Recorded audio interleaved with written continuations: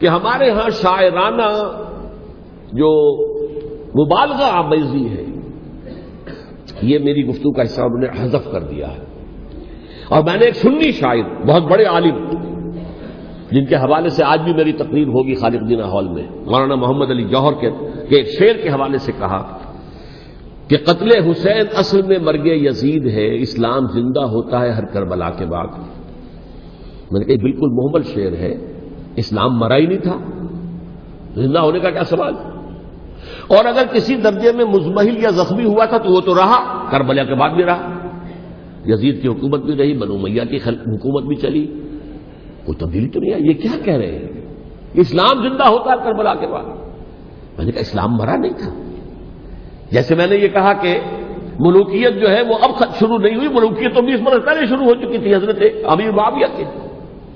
لیکن ظاہر بات ہے کہ حضرت حسن نے، حضرت حسین نے اس کو قبول کیا، اور حضرت حسین نے تو پھر 10 سال تک ولی عہدی جو تھی چاہے بیعت نہیں کی لیکن اس کے خلاف میدان میں آ کر چیلنج تو نہیں کیا.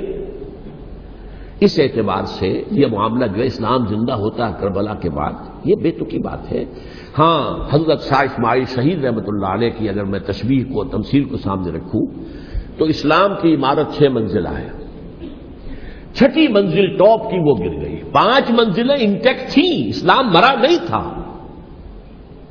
عدالت میں شریعت کے مطابق فیصلے ہو رہے تھے، قاضی تھے، مفتی تھے، شریعت نافذ تھی، اسلام کہاں مرا تھا. جبکہ خود کہہ رہے ہیں علامہ کلب صادق کے ایک مفتی کے فتوے سے حضرت حسین کو قتل کیا گیا. اب وہ مفتی کی رائے، اس کی بدنیتی ہو، جو بھی ہو وہ جانے، اللہ جانے، لیکن عام مسلمان کیا کریں. اس پہلو سے اسلام مرا نہیں تھا. ہاں ایک منزل گر گئی تھی، وہ گری رہی، 1000 برس تک گری رہی، یہاں تک کہ آ کر مغربی امپیریلزم نے اس کے گرایا، ملوکیت کا معاملہ ختم کیا اور وہ جبرین ملوکیت دوسری آ گئی.